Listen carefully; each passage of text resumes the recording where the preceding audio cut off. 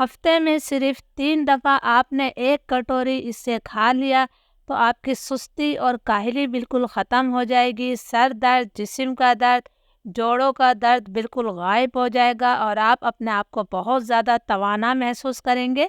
तो चलिए देख लेते हैं कि इस हेल्दी ब्रेकफास्ट को मैंने किस तरह बनाया है। अस्सलाम वालेकुम, मेरा नाम है शाहिन और मैं अपने किचन में आप सबको खुश आमदीद कहती हूँ। आज मैं अपने किचन में बहुत ही मज़ेदार हेल्दी ब्रेकफास्ट बना रही हूँ। ये ऐसा नाश्ता है जिसे ख़वातीन, बुज़ुर्ग और बच्चे सभी खा सकते हैं। जो शुगर के मरीज़ हैं वो भी इसे इस्तेमाल कर सकते हैं। बहुत ही ताकत और ग़िज़ाइयत से भरपूर है। इसके लिए मैंने आधा कप जौ का दलिया लिया है। बहुत आसानी से ये मिल जाता है। ये इस तरह छोटे छोटे दानों की सूरत में होता है। इसे हमने बाउल में डाल दिया है। अब हम इसके अंदर पानी शामिल करेंगे। पानी शामिल करके आप इसे हिलाएंगे तो आप देखेंगे कि आपका पानी कितना गंदा हो गया है। अब इस पानी को मैं फेंक दूंगी और 2 से 3 दफ़ा हम इसे खुले पानी से और अच्छी तरह से धो लेते हैं। जौ के दलिये को मैंने अच्छी तरह से धो लिया है। तो चलिए इसे हम पकाना शुरू करते हैं। बहुत ही हेल्दी ब्रेकफास्ट बनाने के लिए मैंने 1 चाय का चम्मच देसी घी लिया है। आपके घर में जो भी घी इस्तेमाल होता है आप वो ले सकते हैं। घी को मैं हल्का सा गरम कर लेती हूँ।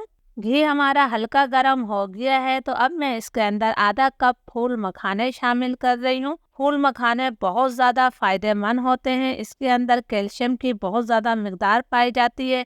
जिन लोगों के जोड़ों में दर्द रहता है या अपने आप को थका थका सा महसूस करते हैं या उनकी हड्डियाँ कमज़ोर हैं, उन्हें फूल मखानों का इस्तेमाल किसी न किसी सूरत में ज़रूर करना चाहिए।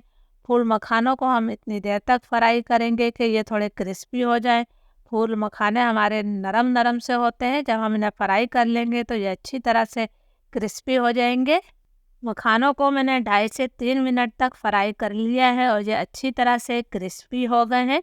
तो अब तमाम फूल मखाने मैं कढ़ाई से वापस निकाल लेती हूँ। कढ़ाई के अंदर मैं 1 चाय का चम्मच देसी घी और शामिल कर रही हूँ। कढ़ाई हमारी गर्म है और फ्लेम मैंने लो कर दिया है। अब हम इसके अंदर जो हमने जौ के दलिये को अच्छी तरह से धो कर रखा था, ये तमाम दलिया हम डाल देते हैं। अब हमने इस दलिये को लो टू मीडियम फ्लेम पर मुसलसल चम्मच चलाते हुए इतनी देर तक भून लेना है कि इसका हल्का सा गोल्डन ब्राउन कलर आ जाए और इसमें से अच्छी सी खुशबू आने लगे। लो टू मीडियम फ्लेम पर दलिये की मैंने बहुत अच्छी तरह से भुनाई कर ली है। आप देख सकते हैं कि इसके ऊपर बहुत ही प्यारा गोल्डन ब्राउन कलर आ गया है और इसमें से बहुत ही अच्छी खुशबू आ रही है। अब मैं इसके अंदर जो है 2 गिलास पानी शामिल करूँगी। हमने पहले दलिये को गलाना है। बाज़ लोग डायरेक्ट इसके अंदर दूध डाल देते हैं।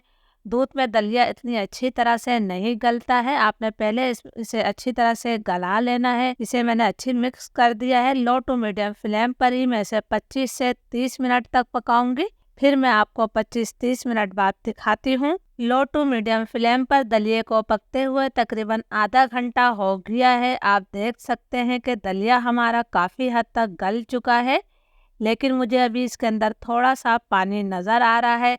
तो अब मैं फ्लेम मीडियम कर रही हूँ। मीडियम फ्लेम करके हमने इसे इतनी देर तक पकाना है कि ये पानी मुकम्मल तौर पर खुश्क हो जाए। मीडियम फ्लेम पर दलिये की मैंने अच्छी तरह से भुनाई कर ली है। आप देख सकते हैं कि इसका पानी मुकम्मल तौर पर खुश्क हो गया है। जब इसका पानी मुकम्मल तौर पर खुश्क हो जाए तब आपने इसके अंदर दूध शामिल करना है। मैंने आधा लीटर दूध लिया है, लेकिन अभी मैं सिर्फ आधा कप दूध शामिल कर रही हूँ। इसको भी हमने अच्छी तरह से मिक्स कर देना है। फ्लेम अब मैं बिल्कुल लो कर दूंगी। लो फ्लेम पर हम इसे ढककर मज़ीद 10 मिनट तक और पकाएंगे ताकि दलिये में अगर थोड़ी बहुत भी कसर है तो वो कसर पूरी हो जाए और दलिया हमारा अच्छी तरह से गल जाए।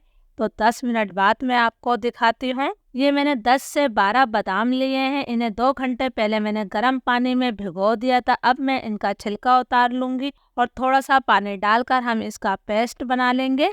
बिल्कुल लो फ्लेम पर दलिये को पकते हुए 10 मिनट हो गए हैं। माशाल्लाह इसमें से जो हमने दलिया भुना था बहुत ही अच्छी सी खुशबू आ रही है और आप देख सकते हैं कि दलिया हमारा बहुत अच्छी तरह से गल चुका है। ये देखिए जी। अब हम इसके अंदर बाकी दूध शामिल करेंगे। आपके जहन में रहे कि मैंने टोटल आधा लीटर दूध लिया था, हमने पहले इसके अंदर सिर्फ आधा कप दूध शामिल किया था। अब ये मैंने बाकी दूध भी डाल दिया है, इसको हम अच्छी तरह से मिक्स कर लेते हैं। बहुत ही ताकत और ग़िज़ाइयत से भरपूर ये नाश्ता है, यकीन करें ये नाश्ता आपको कई तरह की बीमारियों से बचाएगा। अब मैं इसके अंदर मखाने शामिल करूँगी, ये आधे मखाने हैं, इन्हें मैंने हाथों से मोटा मोटा सा तोड़कर शामिल किया है। बाकी मखाने हम आखिर में डालेंगे। और जो बादाम लिए थे मैंने उनको पेस्ट बनाकर शामिल कर दिया है, इससे बहुत ही अच्छा जायका आएगा। बादाम वैसे भी सेहत के लिए और ख़ास तौर पे दिमागी सेहत के लिए बहुत अच्छे होते हैं। इसे मैं मज़ीद 2 से 3 मिनट तक मुसलसल चम्मच चलाते हुए और पका लेती हूँ। 2-3 मिनट तक दलिए को मैंने और पका लिया है, इससे ज़्यादा आपने दलिए को गाढ़ा नहीं करना है। ये जौ का दलिया है, जब ये ठंडा होगा तो और ज़्यादा गाढ़ा हो जाएगा। अब हमने इसके अंदर खुशबू के लिए चंद कतरे जो है केवड़ा एहसन के शामिल करना है। आप चाहे तो इलायची का पाउडर भी डाल सकते हैं। ये 2 से 3 कतरे मैंने डाल दिए हैं। इसके साथ ही जो हमने फूल मखाने बचाए थे वो मैंने शामिल कर दिए हैं। हमने इसको मीठा करने के लिए कुछ नहीं डाला है। आप चाहे तो इस वक्त इसके अंदर मिश्री या फिर ब्राउन शुगर का इस्तेमाल कर सकते हैं।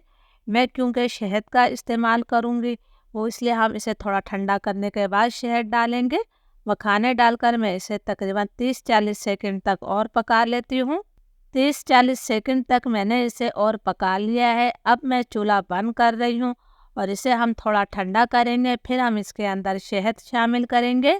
चूल्हा बंद किए हुए मुझे 10 मिनट हो गए हैं, ये थोड़ा ठंडा भी हो गया है और देखिए आप पहले के मुकाबले में ये थोड़ा गाढ़ा भी हो गया है। अब आपने इसके अंदर शहद शामिल करना है।